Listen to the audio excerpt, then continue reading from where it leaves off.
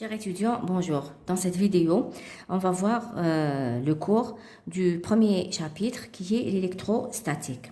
Donc l'électrostatique, c'est quoi? C'est la partie de la physique qui ne fait intervenir que des charges fixes. Ça veut dire que dans l'électrostatique, dans cette partie, dans ce premier chapitre, on aura affaire uniquement à des charges fixes. Ça veut dire des charges qui ne bougent pas. On va voir maintenant l'électrisation des corps. L'électrisation des corps, elle se fait par plusieurs méthodes. Premièrement, par frottement ou bien par contact avec un corps déjà électrisé, par influence ou bien en reliant le corps à une forme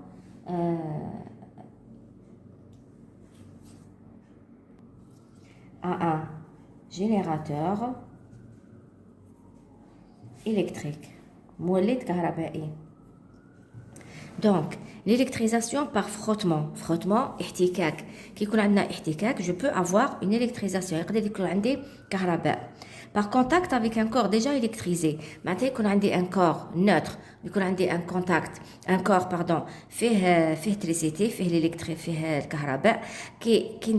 Quand je mets en contact le corps اللي ما فيهش l'électricité avec un corps déjà électrisé, تقدر الكهرباء تنتقل من le corps électrisé le corps neutre ويولي هذاك le corps neutre électrisé. Donc par influence معناتها بالتأثير. Et encore en reliant le corps à un générateur électrique. Bien sûr, n'importe quel corps, si je le relie à un générateur électrique, راح يولي مكهرب puisque le générateur هو مولد للكهرباء. On va maintenant expliquer chaque type d'électrisation. On va l'expliquer à part. Donc, petit a, premièrement, électrisation par frottement. Électrisation par frottement. وهذه تجربة قاع نعرفوها. Si on fait des petits bouts de papier, نحطوهم, on prend par exemple un stylo ou là une baguette en verre ou là en matière plastique et on la frotte bien contre un chiffon et on approche avec la baguette les petits bouts de papier. Qu'est-ce qu'on remarque? On remarque que les petits bouts de papier vont se coller sur la baguette. C'est l'expérience. Donc, on remarque que la baguette, elle est capable de tirer les petits bouts de papier.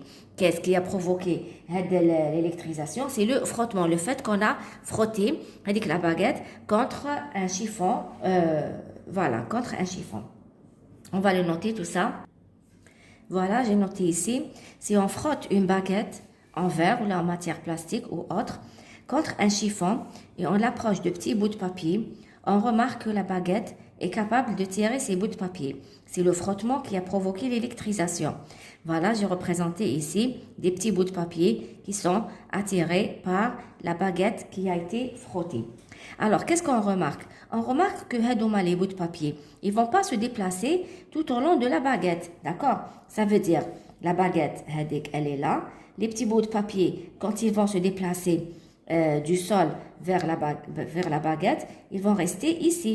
Ils vont pas se déplacer tout au long de la baguette. Pourquoi? Parce que la matière hadia, c'est une matière isolante. Hadi azil karabai. Donc, on va dire que les charges sont restées localisées sur la partie frottée. Elles ne sont pas, elles se sont pas déplacées parce que le verre est un isolant électrique. Donc, on va le noter. Les charges. Voilà, j'ai noté ici.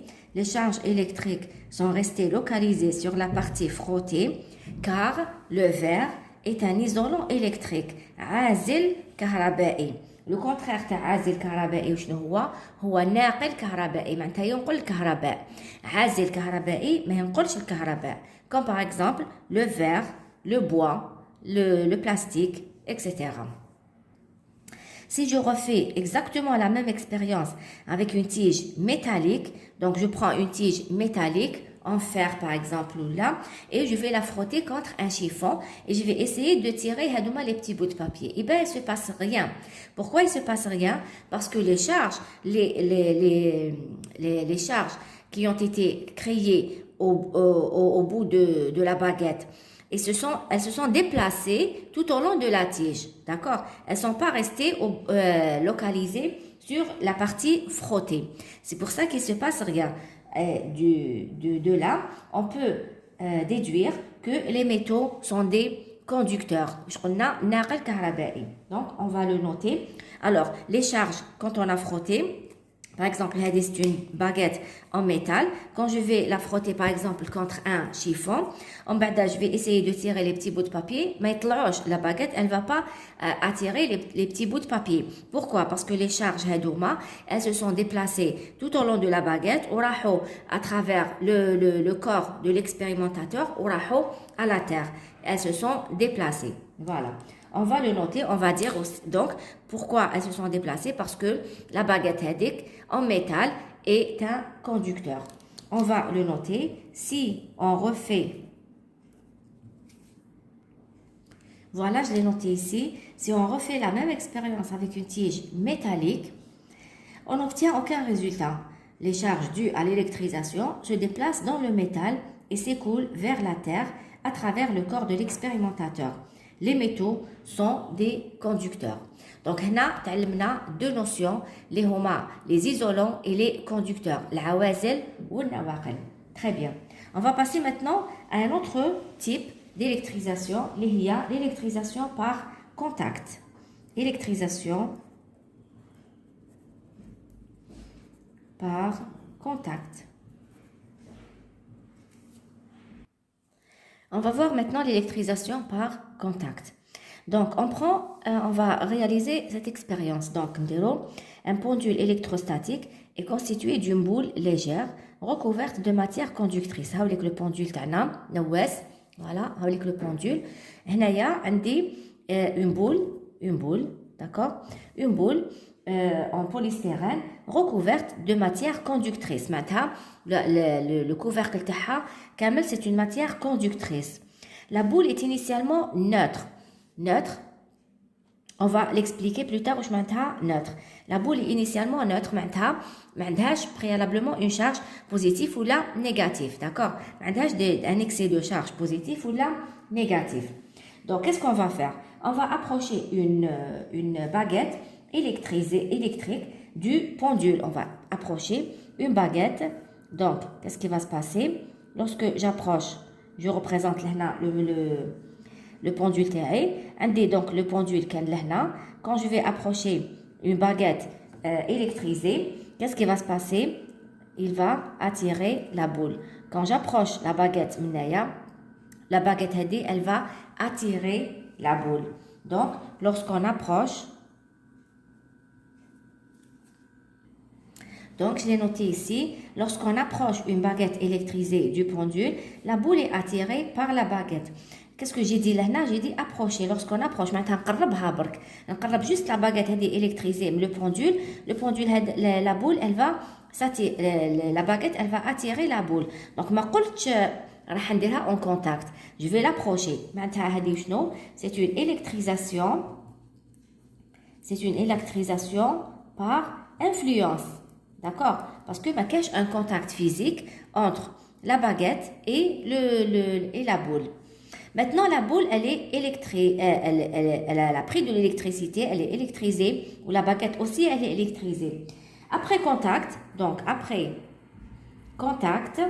maintenant, je mets en contact la baguette avec la boule. Qu'est-ce qui va se passer? Après contact, la boule est repoussée. Après contact avec la baguette, la boule est repoussée. Comme je l'ai représenté ici. La boule est repoussée. Donc, c'est une influence par contact. Ou c'est une électrisation par contact. Ou électrisation par influence. D'accord? Donc, هذه par contact. Maintenant, la boule, elle est électrisée ou la baguette, elle est électrisée. Quand je vais les mettre en contact, je remarque que la boule, elle s'est écartée de la baguette. Pourquoi? On va le voir par la suite. On va faire maintenant un autre type d'électrisation, c'est l'électrisation. Avant de voir un autre type, on va essayer de tirer la conclusion de l'électrisation par contact. Alors, qu'est-ce qu'on a remarqué? Quand on a mis en contact la boule avec la baguette, la boule électrisée avec la baguette, où sera la baguette, la boule, elle s'est repoussée. D'accord? La boule est repoussée. Pourquoi elle est repoussée? Parce que elle a acquis la même charge que la baguette. D'accord? Et comme on a deux corps qui ont la même charge, les deux corps se repoussent. Quand ils ont des charges contraires, ils sont attirés. Donc, cette expérience... Donc, j'ai noté ce qu'on vient de dire. Cette expérience montre que lorsqu'un corps A, initialement neutre, est mis en contact avec un objet B, c'est ce qu'on a fait ici. On a juste approché. Donc, quand on a approché la boule de la baguette, elle a acquis une charge, d'accord? Elle a acquis une charge et quand on a mis en contact la boule avec la baguette, ils se sont repoussés. Pourquoi? Parce que par influence, la baguette, elle a acquis une charge de même signe que la baguette. Maintenant, quand je les mets en contact, les deux objets, la baguette et la boule, ont la même charge et donc ils se sont repoussés. C'est ce que j'ai noté ici comme conclusion. Cette expérience montre que lorsqu'un corps A, initialement neutre, est mis en contact avec un objet B portant une charge, alors cette charge se répartit entre A et B. D'accord? Les deux corps portent alors des charges de même signe, QA et QB. Q, c'est la charge du corps A et QB, c'est la charge du corps B. Il en résulte donc une répulsion. D'où la répulsion, les salatna, l'expérience. Donc, on vient de voir ici l'électrisation par contact ou l'électrisation par influence. On a vu les deux dans cette même expérience. On va voir maintenant, deuxièmement, la charge électrique. Ce que ça veut dire, la charge électrique. On va voir maintenant la charge électrique. Donc, on sait tous qu'il y a deux types de charges dans la nature.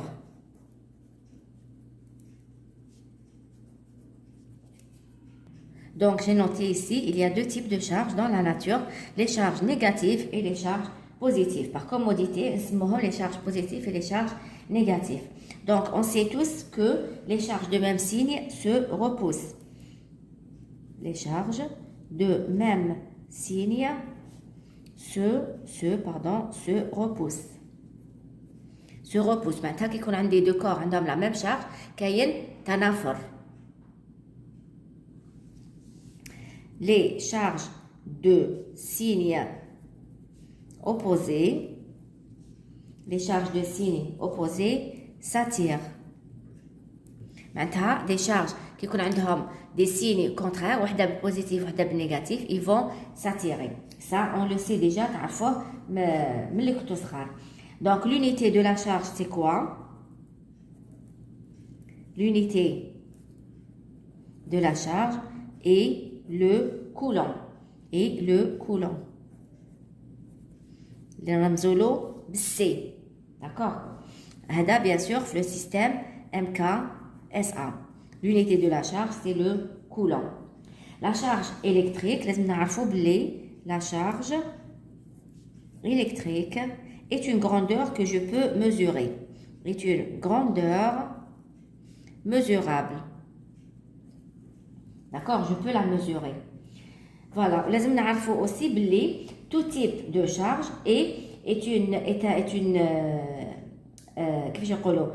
toute charge est quantifiée.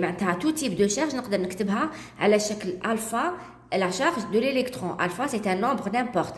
Donc, toute charge, c'est quoi? C'est un multiple de charge d'électrons. Donc, toute, on va l'écrire. Donc, voilà ce que j'ai noté ici. On a toute charge électrique Q est quantifiée. Je m'entends quantifiée. Maintenant, je peux l'écrire qu'elle n'existe que sous forme de multiple de E. Maintenant, je peux l'écrire E, E c'est la charge de l'électron. L'électron هو la charge élémentaire, هو la charge صغيرة كامل. معناتها n'importe quelle charge اللي كانت عندي نقدر نكتبها على شكل N E. N هو عدد طبيعي quelconque, d'accord? Q est égal à NE. E, la charge de l'électron qui est égale à 1,602 10 puissance moins 19 coulombs. معناتها كي يكون عندي par exemple une charge Q qui est égale à 3 10 puissance moins 8 coulombs, هاد la charge je peux par exemple calculer شحال فيها من la charge d'électron. D'accord? La charge Q est égale à N fois E. Donc, pour avoir le N, je vais diviser avec 3 10 puissance moins 8 à 1,602 10 puissance moins 19. Parce que l'électron a la charge élémentaire. D'accord? On va voir maintenant le principe de conservation de charge électrique. مبدأ انحفاظ شحنات كهربائية. دونك وقتاش الشحنة هذه اللي كونسيرفي وقتاش تكون منحفظة؟ بيان سور دون ان سيستيم ايزولي. واش معناتها ان سيستيم ايزولي؟ معناتها ان سيستيم كي منعزل. ايزولي معناتها منعزل.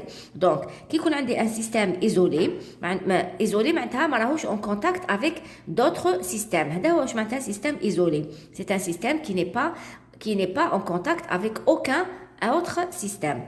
Dans un système isolé, la somme algébrique des charges électriques reste constante. D'accord? Bon, qu'il y ait une perte et un gain d'énergie entre le système lui-même, mais بصح ما كاش puisque le système il est isolé, ما عندوش كيفاش يقولوا ما عندوش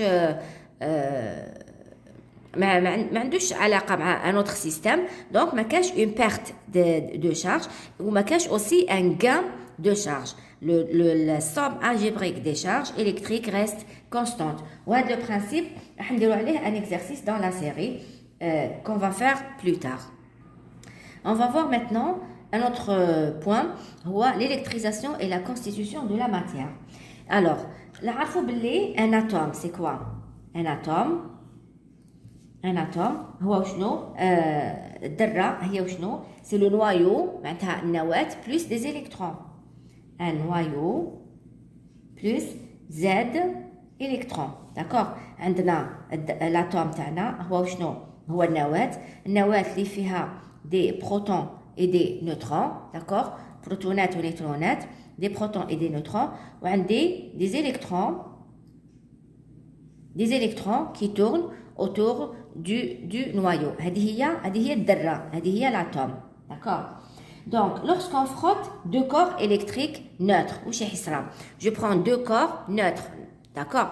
Et je vais les frotter. Quand je vais les frotter, qu'est-ce qui va se passer? Un corps, il va perdre des électrons, ou l'autre, il va gagner des électrons, d'accord? Le corps qui a reçu des électrons, معناتها عنده des électrons en plus. Les électrons, la charge تاعهم, c'est une charge négative. معناتها يولي chargé négativement. Le corps qui a reçu des électrons, il va être chargé négativement. Par contre, le corps qui a perdu des électrons, معناتها عنده un manque d'électrons, il sera chargé positivement. D'accord? On va l'écrire ici en détail. Donc, j'ai noté ici, lorsqu'on frotte deux corps électriquement neutres, voilà, et je reviens sur le mot neutre. Ouch معناتها neutre. Maintenant, كعرفنا ouch معناتها la charge positive et la charge négative, je peux expliquer ce que ça veut dire neutre. Neutre ouch معناتها un corps qui est neutre, ماشي معناتها ما عندوش une charge électrique. Ça c'est faux. Un corps qui est neutre, معناتها il a autant de charges positives que de charges négatif. D'accord? عدد الشحنات السالبة تساوي عدد الشحنات الموجبة. C'est pour ça qu'il est neutre, حيادي. D'accord? Par contre, un corps اللي عنده par exemple الشحنات السالبة أكثر من الشحنات الموجبة il est chargé comment négativement parce que السالب هذاك يغلب. Par contre, un corps اللي عنده الشحنات الموجبة أكثر من الشحنات السالبة il sera chargé positivement. Donc حنايا qu'est-ce qu'on fait? قلنا lorsqu'on frotte deux corps électriquement neutres il y a un transfert d'électrons. Quand je frotte deux corps, les électrons ils vont se déplacer de l'un vers l'autre, du premier vers le deuxième ou là du deuxième vers le premier. Les deux corps ne sont plus neutres, mais électrisés. Ils deviennent des corps électrisés. Celui qui a perdu des électrons se charge... non, je me suis trompée ici, pardon. Se charge positivement. Positivement. Celui qui a perdu des électrons se charge positivement. Par contre, celui qui a gagné des électrons se charge négativement. D'accord? Je répète, celui qui a perdu des électrons se charge positivement et celui qui a gagné des électrons se charge négativement.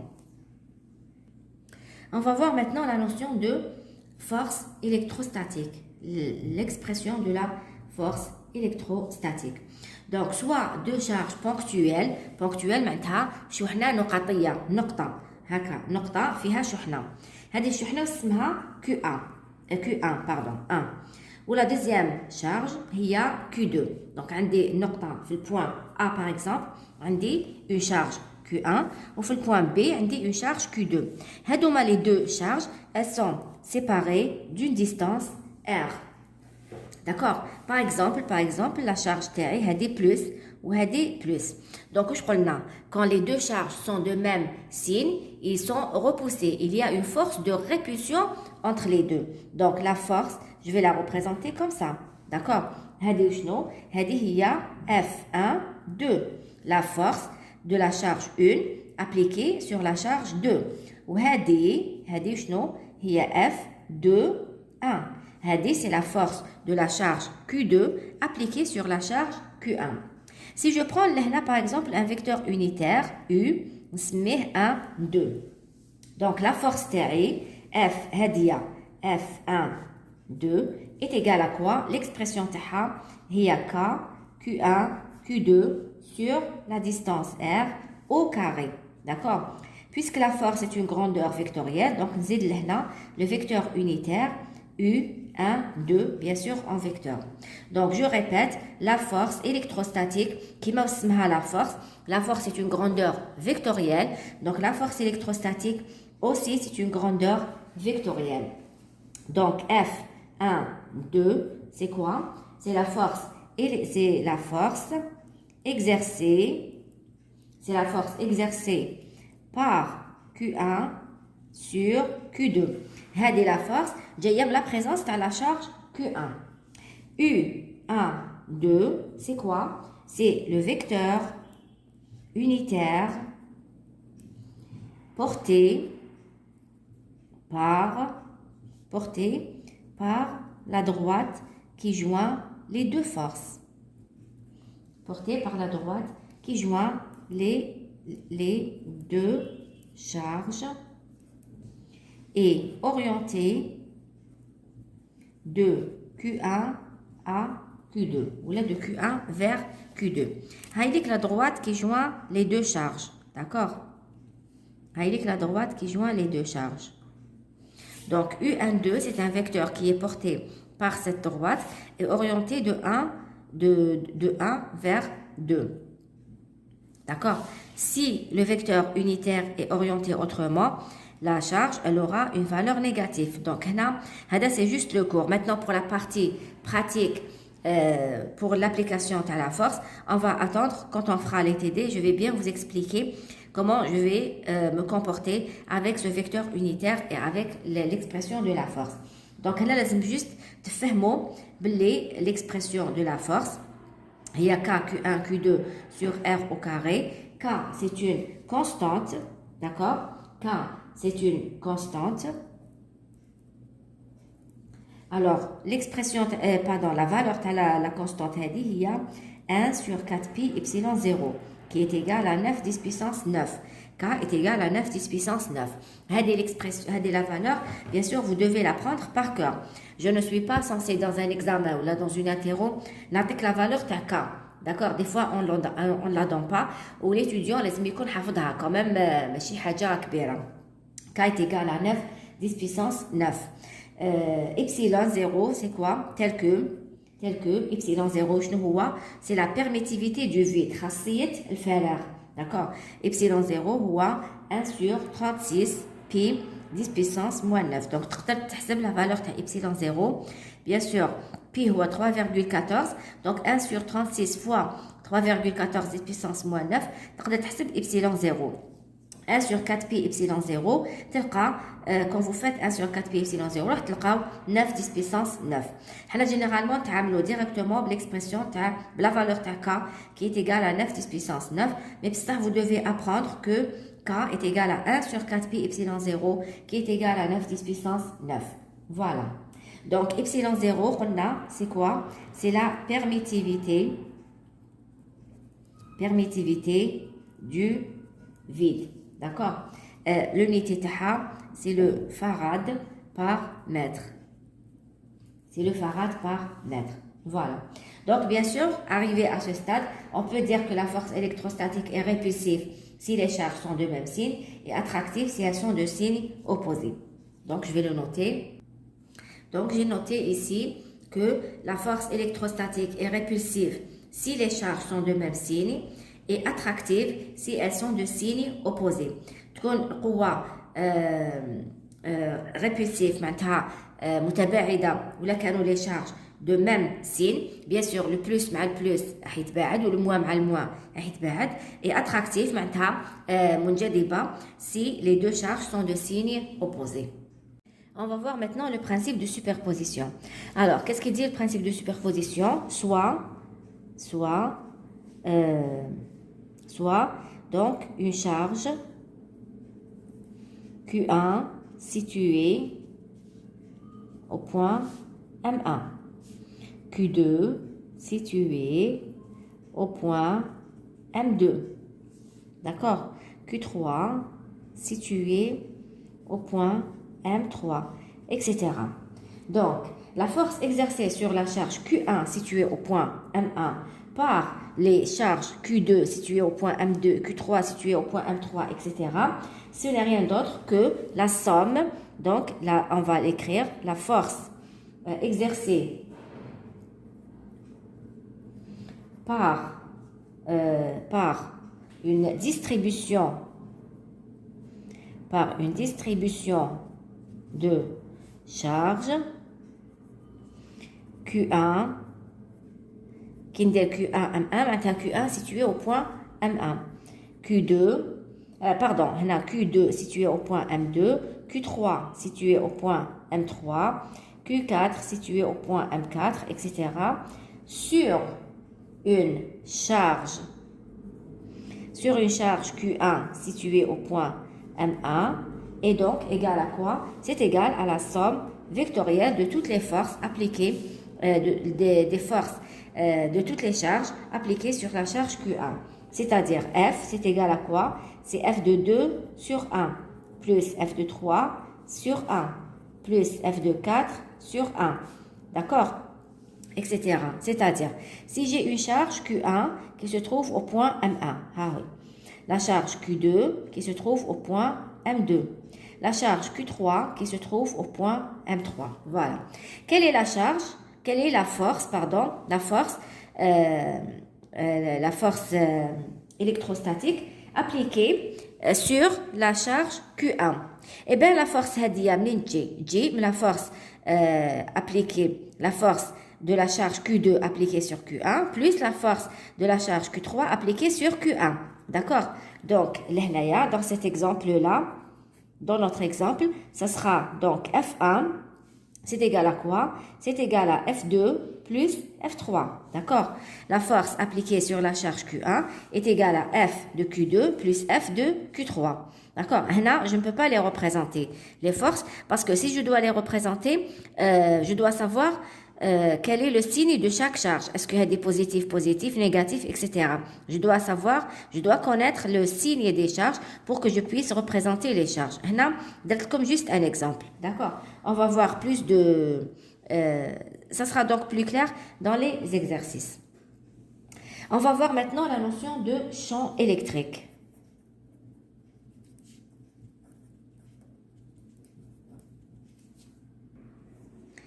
Donc, j'ai noté ici la définition du champ électrique. Donc, on appelle champ électrique une région de l'espace. Champ électrique ou الحقل الشعاعي. D'accord? On appelle الحقل الكهربائي. Voilà, الحقل الكهربائي. On appelle champ électrique une région de l'espace où, en tout point, une charge Q maintenue immobile, elle dit bien sûr immobile parce qu'elle a l'électrostatique, est soumise à l'action d'une force électrique.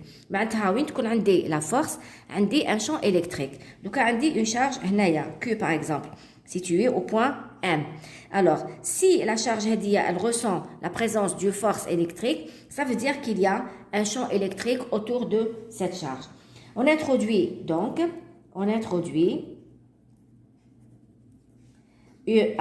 donc une grandeur vectorielle que je note E, telle que F, la force électrique, est égale à Q fois E.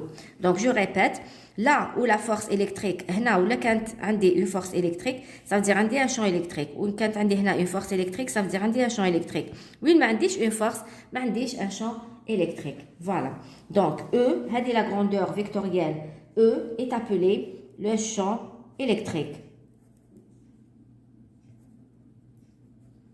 Le champ électrique. Donc, le champ électrique est relié à la force électrostatique par la relation F est égale à Q fois E.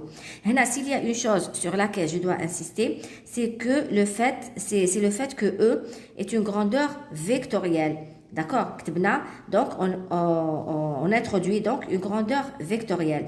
Donc, le champ E, aussi bien que la force F, sont des grandeurs vectorielles. Quand on prend une grandeur vectorielle, pour les déterminer, il faut que je détermine le module, la direction, le sens et le point d'application. Vous le gardez en tête. Voilà. On va voir maintenant le champ électrostatique créé par une charge ponctuelle. C'est quoi la définition ou l'expression?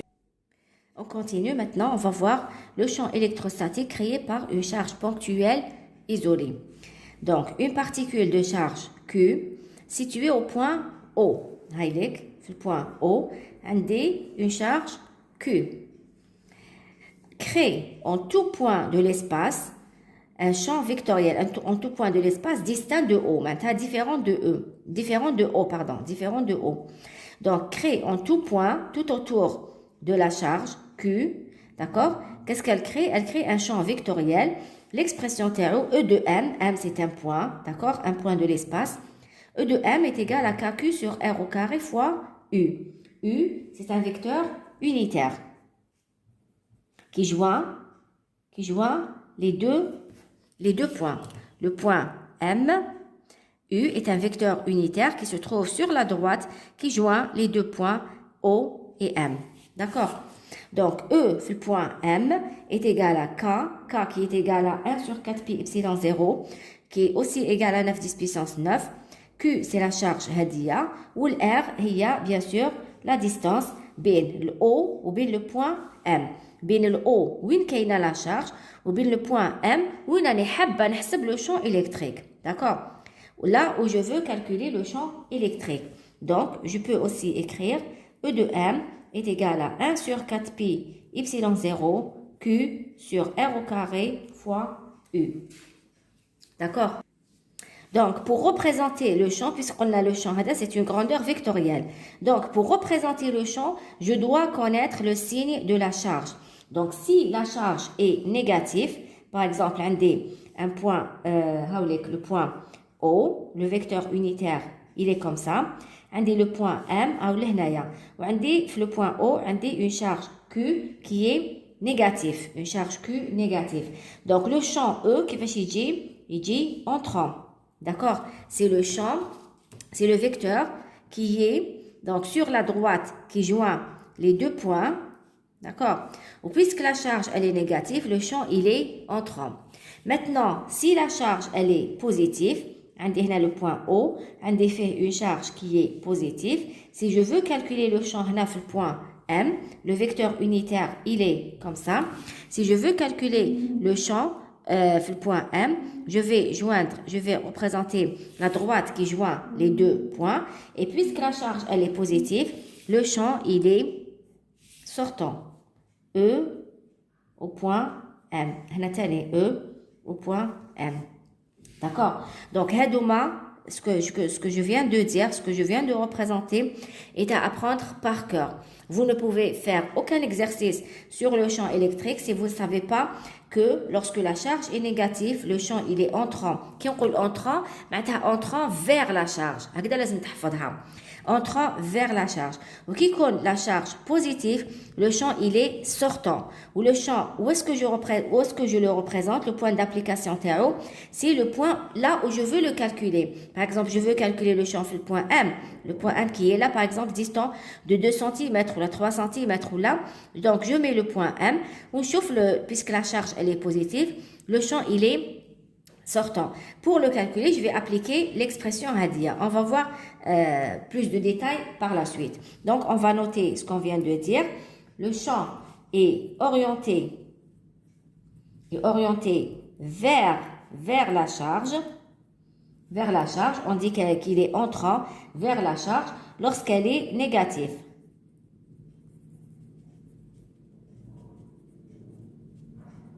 Lorsqu'elle est négative. D'accord? Et donc, le champ est orienté en sens inverse.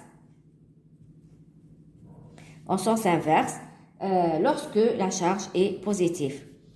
Lorsqu'elle est positive. En sens inverse, maintenant, sortant de la charge.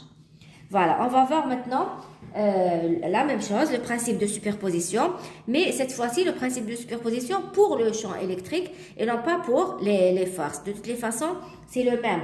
Donc, le champ créé par un ensemble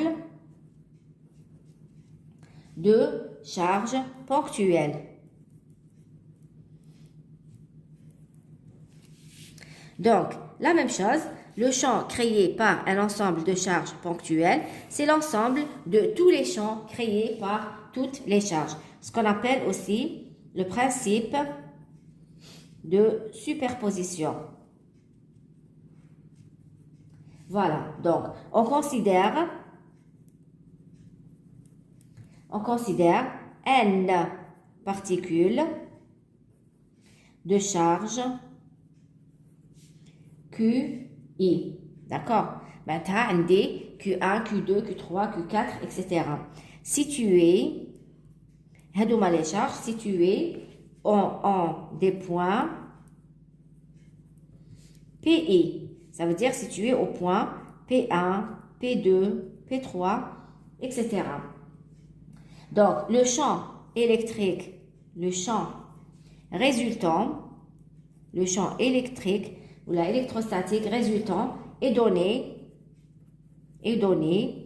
par la somme vectorielle des champs qui se superposent. Ça veut dire que E est égal à quoi? C'est égal à E1 plus E2 plus E3 plus, etc., etc. C'est donc la sommation vectorielle et non pas la sommation algébrique. D'accord? Donc, E est égal à E1 plus E2 plus E3, etc. On va voir maintenant la notion de potentiel électrique.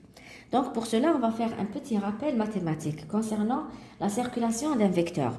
Donc, la circulation, ou là, le déplacement, la circulation d'un vecteur A, par exemple, n'importe quel vecteur A, donc le long d'un trajet ou là d'un parcours AB est donc défini par quoi?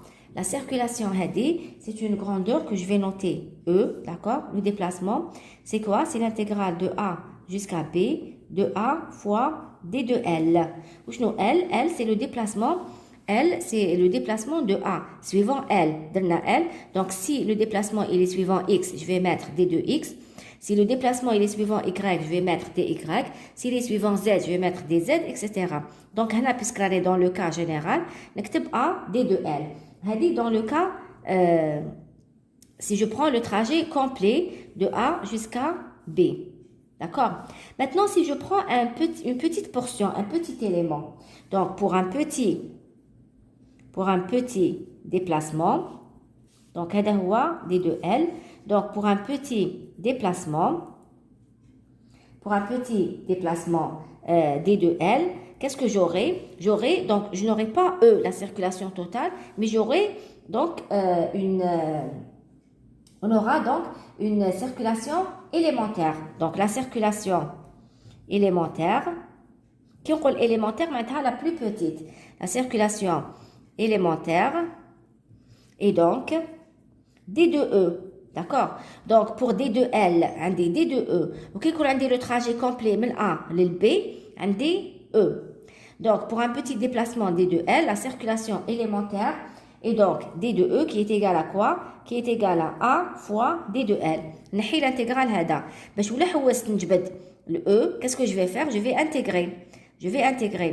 D'accord? De là, si je cherche e, je vais intégrer. D'accord? Donc, intégrer de quoi à quoi? Le déplacement TI, L, c'est du point A au point B. Du point A au point B, où l'intégrale, on dit la dérivée. L'intégrale à la dérivée vont disparaître. E est égal à l'intégrale.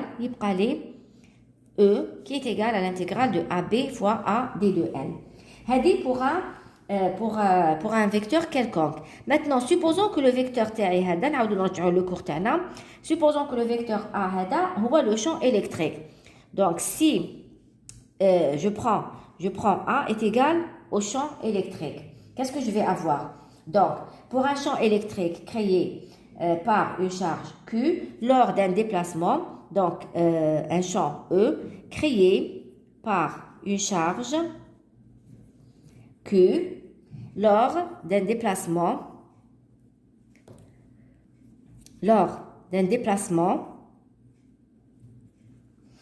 M',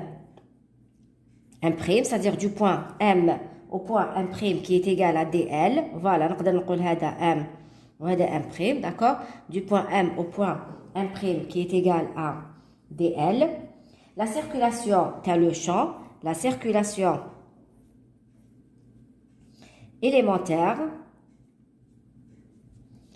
de E ou là du champ électrique, la circulation du vecteur champ électrique est donc égale à quoi? La circulation élémentaire du champ électrique, il y a d de E qui est égal à E est égal à A. Donc نعوض بالE وهنايا نكتب d de L ou نكتب M' كما حبيت. D'accord? Maintenant, en coordonnées polaires,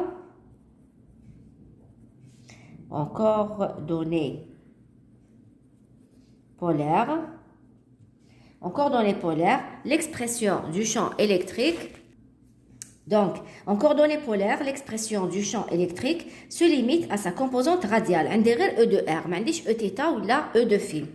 On dit E d'θ ou là E de Z.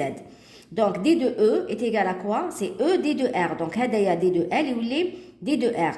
Mais puisque E il est donc une seule direction suivant R, donc en principe نكتب هكذا, voilà. E fois d de R, d'accord? Mais puisque E راهو في la même direction que R, d'accord? Le rayon R, d'accord? La coordonnée radiale. Donc le produit scalaire هنايا, ça sera le module de E fois le module de dr fois cosinus l'angle entre les deux qui est égal à 0. Cosinus 0 qui est égal à 1, donc نلقى E d de R. D'accord? Donc E d de R, alors E d de R qui est égal à quoi? E, je vois l'expression تاع E. هو KQ sur R au carré fois d de R. D'accord? Or, donc, je peux écrire moins, regardez, d de quoi? KQ sur R au carré. C'est la dérivée de KQ moins KQ sur R. D'accord? KQ sur R au carré, c'est la dérivée de moins KQ sur R. Le moins, j'ai laissé KQ sur R. Si je dérive KQ sur R, on a moins KQ sur R au carré. مع الموان هدايا نلقى هاد l'expression تاعي KQ sur R au carré. D'accord? Donc, je peux dire alors que le champ E, regardez, je peux dire que E dérive d'une fonction scalaire. Je peux dire que E dérive d'une fonction scalaire. Regardez ce que j'ai obtenu. E dr est égal à moins d d'une fonction. Donc, le champ E, le vecteur E, dérive d'une fonction scalaire. Dérive d'une fonction scalaire. Maintenant, le champ E, c'est la dérivée d'une fonction scalaire. Une fonction scalaire, de la jabriya scalaire. Quand je la dérive, on a le champ électrique E. D'accord? Donc, la fonction, je vais l'appeler V, qu'on appelle V. Donc, V est égal à quoi? C'est égal à KQ sur R plus C. C, c'est la constante d'intégration. D'accord? V est appelé potentiel électrique. V est appelé potentiel électrique. Cette fonction scalaire dont le potentiel dérive est appelée potentiel électrique. V est appelé potentiel électrique. Donc, pour R, pour R tend vers l'infini, V est égal à 0. Si R tend vers l'infini, le potentiel est égal à 0. Il n'y a pas de potentiel à l'infini. Donc, et à partir de l'expression Hadia, qu'est-ce qu'on trouve? 0 qui est égal à KQ sur l'infini qui est égal à 0 plus C. Donc, C est égal à 0. Cela veut dire que V est égal à KQ sur R. Il y a l'expression donc du potentiel. On peut donc écrire, qu'est-ce qu'on peut écrire? On peut écrire que E dl est égal à moins dV. Comme je fais là, E dr est égal à moins d de V. Donc E dl est égal à moins dV. Ou là, si je veux détailler encore plus le dl, c'est quoi? Il peut être dx ou la dy ou la dz. Donc ça sera ex d de x plus ey dy plus dz, plus ez dz est égal à moins dv. Sachant que E, il peut avoir comme composante ex, ey, ez et dl, il a comme composante dx, dy, dz. D'accord?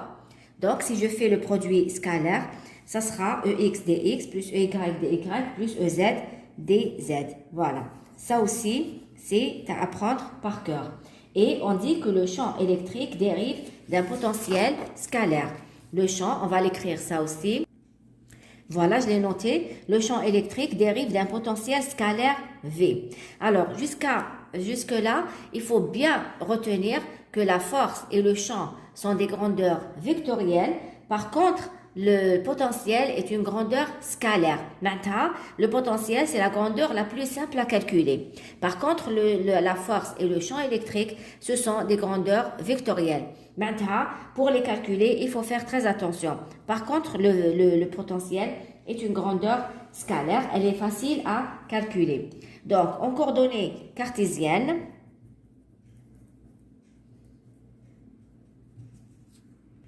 en coordonnées cartésiennes, nous EX est égal à moins dV sur dx, EY est égal à moins dV sur dz et EZ est égal à moins dV sur dz.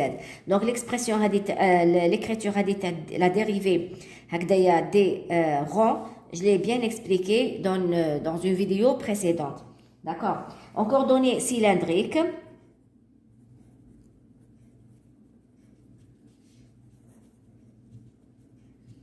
en coordonnées cylindriques, E de R est égal à quoi? C'est égal à moins dV sur dr.